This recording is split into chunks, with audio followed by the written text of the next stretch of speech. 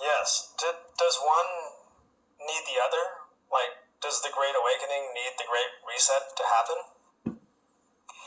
That's a very large perception. So one, that's the type of thinking that will lead a person to their own evolution. That's a great way of looking at it. Seeing how, wait a second, is it all just one thing the whole time? And that's what also alchemy is about. It's paradoxically unifying the other through that opposite, through that oppositional force. So what that would mean by what you said is that consciousness is what will allow a person to actually exalt those two concepts of the Great Awakening and the Great Reset. They become interdependent because it's actually an act of mercy, but it's also divine chemistry. That act of mercy is the people who aren't, who require those catalysts of the Great Reset are given that opportunity to awaken through that. So it's interdependent so long as a person still needs that catalyst. They need more contrast in order to become more unified. Some people don't need that contrast. I actually don't live in a timeline where there is a Great Reset. And I have to, as an act of mercy, remove myself from some of my teachings and dial into the timeline where there is a Great Reset so I can teach them at that level and at that frequency. So how have you been able to step out of this whole matrix, this timeline? By being open. Yeah. I have questioned everything for as long as I can remember. And to be honest, it wasn't just in this lifetime. But I don't think that that's unfair for me to say, well, I already came in awakened, because many people came in awakened. And I would argue that it is more natural in this age to have come from lifetimes of mastery. So because of that, there's very few who are starting off at square one. So the things that we have already mastered in past lives play a heavy role in determining our curriculum for this life. And so one of the things that just wasn't that hard of a curriculum for me was being open enough to receive conflicting information or conflicting knowledge or knowledge that was opposing my current belief systems. And that's why I get feedback sometimes from people agitated by how confident I am in my knowing. But if a person knew that it wasn't my knowing, my will, if they knew that it's the journey that I have always shifted, I have always changed based off of what I now found more true. So I would say, to answer your question, being open, and also I had certain catalysts that I feel like I came into this life purposely for my purpose. And one of them was a lot of oppression. So it's easier, this is just a fact of this reality, it's easier for somebody to seek deviation from the norm, aka expansion or evolution, when they are more oppressed. In that way, you see oppressive, and I don't want to say privileged because that's such a charged word now, it's been co-opted, but you see less oppressed because I feel everyone has that in their soul stream. Playing it out. And sometimes, especially in Eastern mysticism, they teach this. It's sometimes harder for the less oppressed to awaken because the ones that are being more overtly oppressed seek it, or they're already seeking some sort of new terminology, some sort of new context. Does this make sense? Totally. Yeah, it's like the universe has to make you uncomfortable for you to change. You know, if you're really comfortable, you're going to cling to whatever reality we're currently in. And yes. Yeah, I love how confident you are, though, in delivering your messages. And I guess I wanted to back up and ask you, like, where do you get your information from? Yeah, I'm so glad I'm getting asked this because I don't want to make another video about it. So I made a video, where do I get my information from? But I'm claircognizant. And that's kind of what I was alluding to when I said, like, I came in awakened. I'm not saying I came in fully figured out. I'm not. I'm still always growing. I still am always learning discernment and everything. But I came in claircognizant, highly claircognizant. What does that mean? And I have claircognizant is a strong knowing. It comes, if we are looking at it from the energy center point of view, it's coming like from straight up the crown chakra. But the crown chakra is also known as silence. It's also the most infinite and the least definable. So because of that, I had to learn about my own way that I was receiving information, because being so open and energetically sensitive as I was, I didn't perceive it as my knowing. I perceived everything that I was getting download-wise and information-wise as something that I needed to fix about myself. I didn't realize that that was my knowing of others or the world. And that's actually a pitfall of people who are sensitive. They have a different way of needing to integrate than people who are not sensitive. So people who are extra sensitive actually they can attack themselves with that self-awareness if it's pointed too much inward. So once I started learning that I had claircognizance and that the invisible information that I call knowing was not just meant to attack me, but actually a gift to share with the world, the thing that I needed to own the most was actually now just being confident and staying in my center about it. So what I've constantly gotten throughout my spirit guides or my team, the message that's been one of the strongest and least changing, it's the most consistent, is just something that I meant to demonstrate in this lifetime to the world, because we all have different gifts to demonstrate. And one of them is staying in my power. One would think, what's power then? Power isn't being aggressive. It's not being, that's maybe the ego's interpretation. Power just doesn't move. It doesn't stay weak and diminish itself so that it can avoid projections or attack, but it also doesn't need to go on the defense and start attacking and being aggressive. So my guides have taught me that through my way of just staying in my power, I'm actually offering that blueprint to other people to learn how to be in their integrated power. So where do I get my information from? I get it from my knowing, claircognizance. It's very invisible. It's so invisible that it can gaslight you, because if you don't know the difference between a download versus just thoughts or our own projections or our own stuff that's yet to be healed, then they could look the same. So it takes quite a bit of openness, because a person has to be open enough to recognize the difference between a download and open enough to recognize the difference between their ego.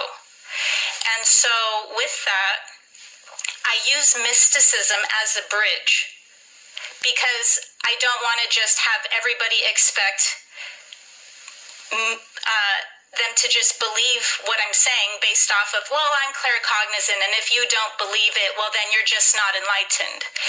Instead, I came from a background of mysticism, a heavy background, and that has helped me tremendously with my own evolution, with my own psychic development.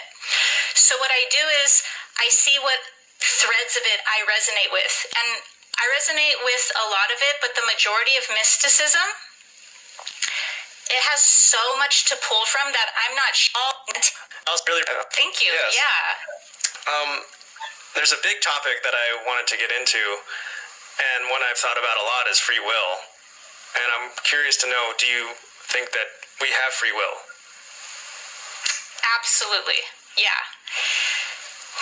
So at a more elevated state of consciousness, this can actually be super poetic, and it could be a beautiful philosophical conversation. But unfortunately, the frequency that we as a collective talk about this concept of free will and predetermination, or I think it's predetermination is the main name it goes by. It's at too low of a frequency for this to be beautiful and poetic. We actually literally, the collective does not believe that free will exists. And that's a problem, because free will is represented as the archetype of Christ. Christ consciousness is actually the archetype, the personified force that brings free will, and how that's given is through the ability to come in and change a pattern. Because we can look at all do is there's this predetermined realm that's automated, and that's what we know as karma. And then there's this choice, this higher realm, and there's still organization to it. So in that way, we can look at it like now this higher option isn't free will and free will alone. It's free will combined with the organizing principle of there being a fate or a destiny. So destiny still has a blueprint. There will always be a blueprint. A blueprint goes, okay, well, this is the past, present, and future trajectory of that version of you or that choice. So we're mistaking at this lower frequency of understanding predeterminism. We're mistaking the fact that because there's a blueprint at all, we think it's all written and final.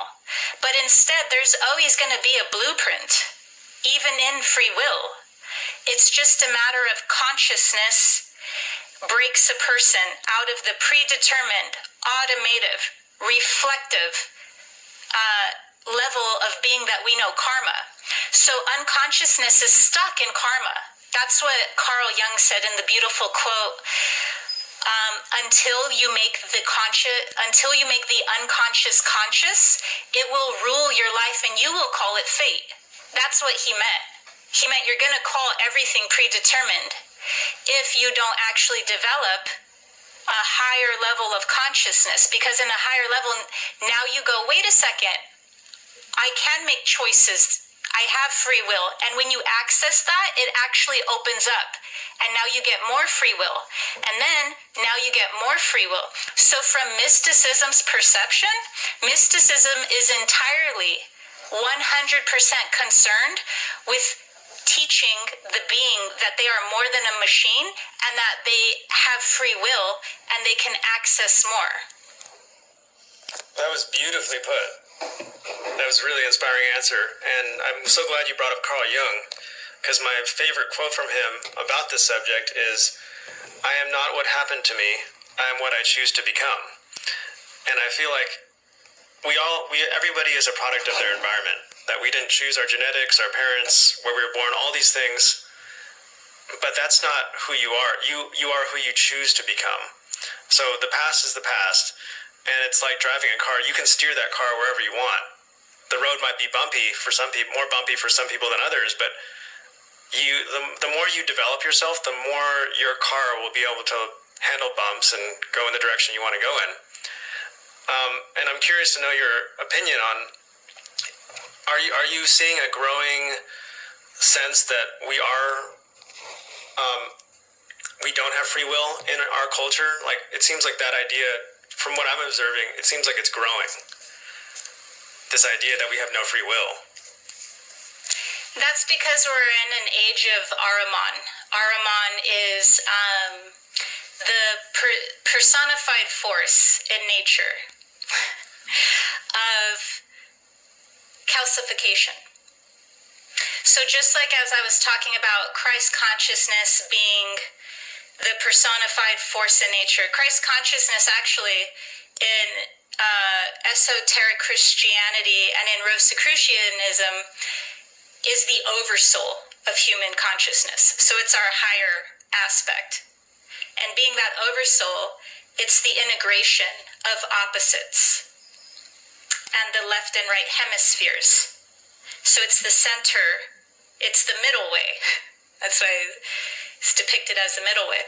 So when you're talking about how there's a growing trend towards predeterminism. It's because we're shifting out of one polarity to another polarity. And the Christ consciousness, once again, is the center middle way, the integration of opposites, the paradox, the awakened heart center. So when we shift ages, we have shifted into an age of Ahriman, which is the counter opposing force of integration. So all of alchemy is based off of this continuum, and the continuum is between spirit and matter. And they're not opposing, but they're just a continuum. So what we're seeing is we're moved into an age where we're all the way over on that continuum to matter. We're not in the middle, which would be alchemical. It would be the middle of spirit and matter. We're moved over for the lessons. This is for our own human evolution. We're moved over into sheer materialism. And so when I say Ahriman, that is just the name of that theme, the theme of the personified force in nature of absolute materialism. And so that's why we start seeing a bunch of spiritual knowledge twisted and conveyed now through the paradigm of Ahriman. We're just seeing it all twisted into the most materialized, aka the most calcified form that teaching can come through. Yeah, could you elaborate on how it's getting twisted? Yeah.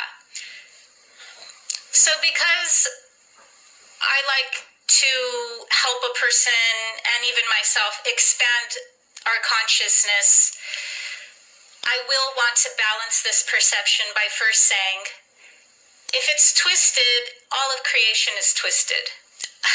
I'm spirit, I twisted myself enough to become a female in the third dimension named Sarah. That's my ego's name. So twisting something isn't innately wrong, simply because it's a way to explore the all. So we're in an age right now that is exploring the all through the paradigm, through the filter of the most material, the most calcified way that we can interpret the all. So what that means is that instead of moving into the central point, which we will need to do, the middle way will be the only one that survives. So all of the stuff we're seeing in the world, we're seeing whether it's playing out between regions through conflict, whether it's playing out between the left hemisphere or the right hemisphere, the masculine or the feminine. All of these different themes are playing out something which is they're not going to survive.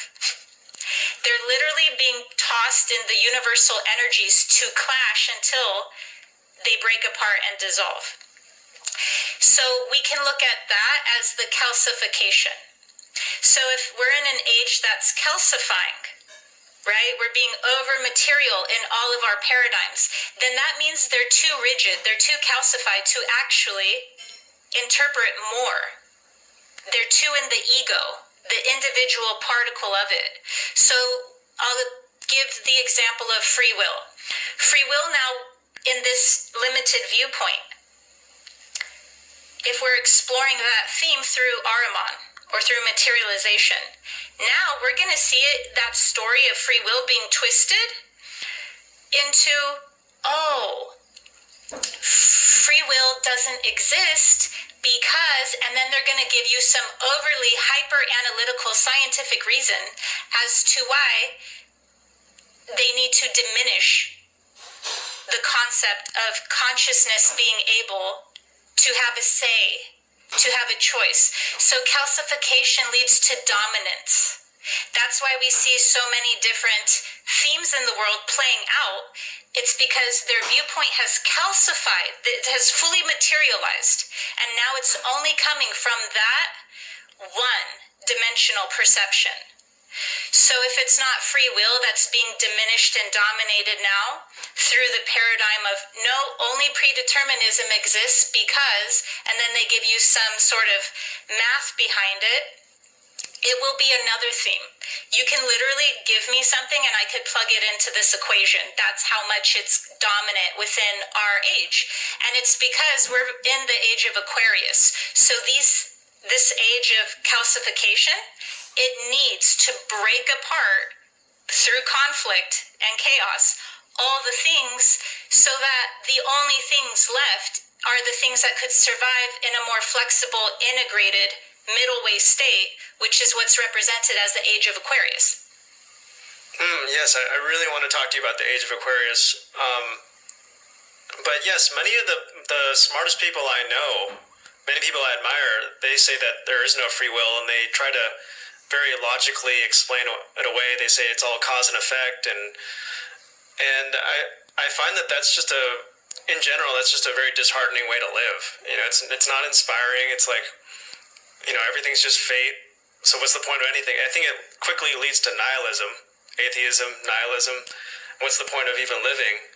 And consciousness seems to be this like giant inconvenience to them, where they try their best to explain it away. Like, if there's no free will, then why are we even conscious? Why would that even be infused into the equation? And that seems to be this inconvenience for them. They try to explain it away like we're not even conscious. We're like you're saying, we're just these machines.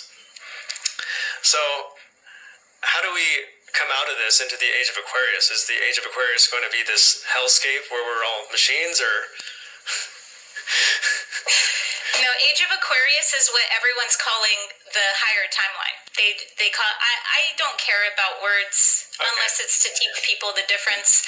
So I have taken on inside my own channel on YouTube and my teachings, I have taken on the term New Earth because it was already established, and when I tune into it, it's of the same resonance. I just didn't call it that before.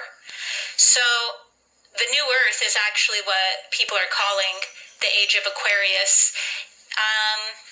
In past ages, this was called New Jerusalem. So that's pretty telling, considering everything that's going on in the world right now. So there's this concept of moving into a more integrated age, and that's the unity consciousness.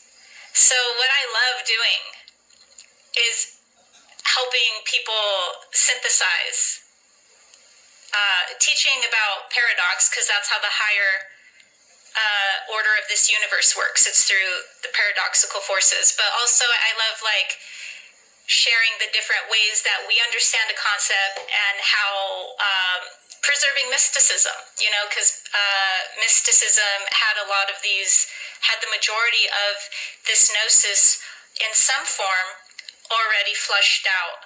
And mysticism has its own issues, don't get me wrong. I could, if I wanted to, just bash mysticism because of all of the different really heavily biased thought forms that came from it. But in the long run, it's esoteric knowledge that was being transmitted from a person's ego. So it's not always going to come out pure. And so because of that, what the age of Aquarius is what you and I did that timeline on. It's a higher timeline option for humanity, and it's not necessarily gonna be looking like that at first, because what we will experience before that is an alchemical stage of solve et coag. Solve et coag is about separating to recombined. So that's why I keep bringing up about how the calcification is going to keep hitting itself, running up into its reflection on purpose, because that's ego, and the ego is what is not going to survive. It's going to be purified into unity consciousness, and that unified consciousness is represented as integration age of Aquarius. So that higher timeline is we're bringing it in as we speak. It exists already as we speak. So we're just going to see now the physics of that. We're going to see the physics of that volatileness of the separation. I think, do you think we're seeing that play out right now in the physical world with the divisive politics? Sometimes it seems like I say something and it's on a completely different frequency than what the person can possibly hear. I was just interacting with somebody who was really upset about my video that I put out yesterday, and they said, you only presented one side of the case. And I said, well, what are you talking about? There's an intent. Did you see the whole video? The second half presents the other side. And it was like they couldn't comprehend that there was like another side presented. I'm like, it's right there. I gave them a timestamp. I usually don't respond to people in the comments, but it's between these 2 minutes where we talk about the other side, and they couldn't compute that there was two sides to the argument. They only heard the one side. So I'm dealing with that very same problem. It's to the point now where I daydream about how you invited me camping with your fiance. I'm not even kidding. I'm like, oh my God, I don't get it. And I knew that going in, because before I became a teacher, I got downloads of that path, and I saw that timeline. And I knew they're going to call me very vicious names because I'm a woman and I have masculine features. They're going to call me this because I'm talking about the occult. They're going to call me this. They're not going to see it, because when I came from my fourth way background, you cannot be that entitled. You won't. You will get phased out. But now I'm bringing esoteric knowledge into the exoteric, which you were never supposed to do. Even when the Kabbalah was taught, they separated them originally, Moses, into 4 different groups, and they only taught the real Kabbalah to the 4th group.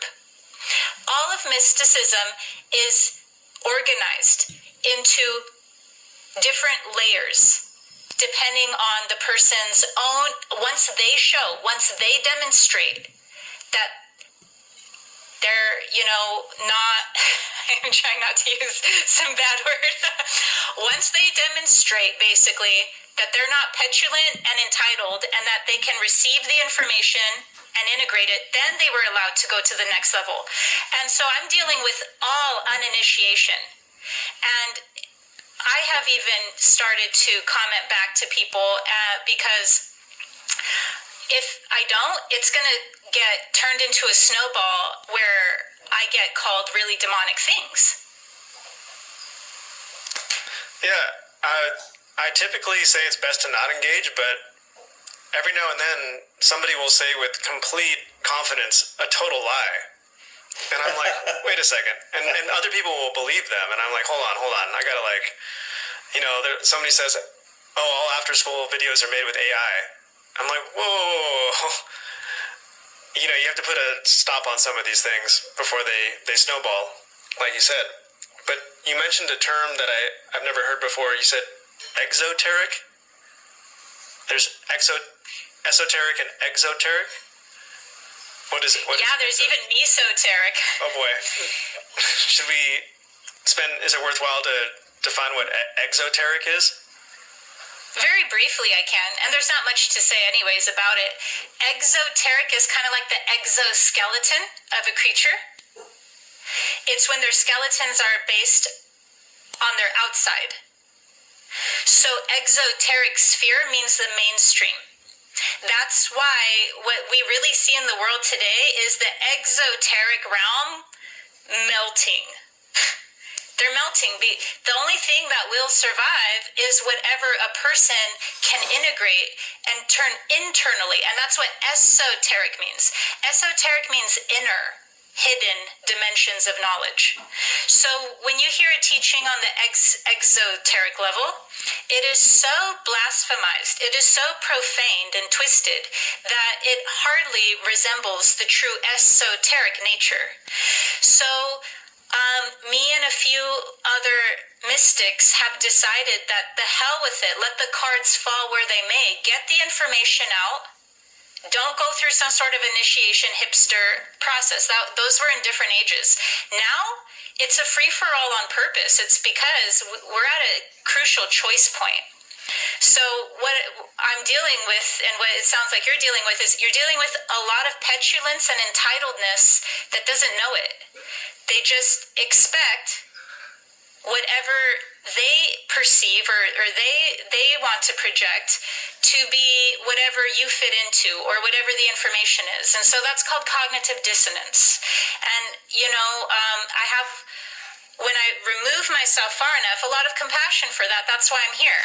That's even why you're here, whether you are aware of it or not, whether you own it or not, you're a huge pillar of health and consciousness. Thank you. So you are. Appreciate it. So are you.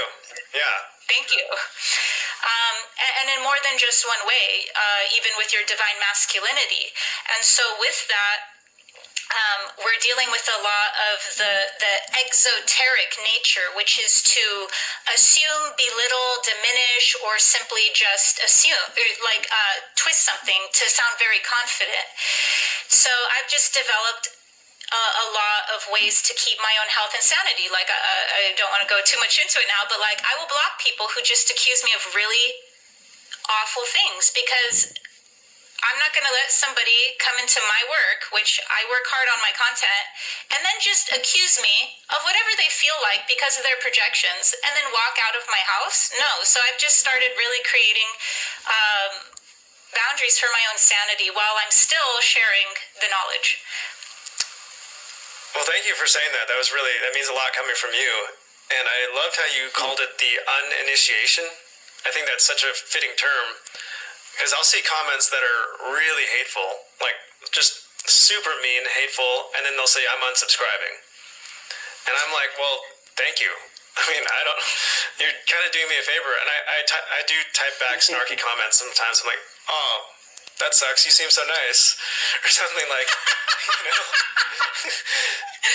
And yeah, go ahead, sorry. No, you have, switch off, observer and observed. Sometimes I feel like you almost, even though you don't talk about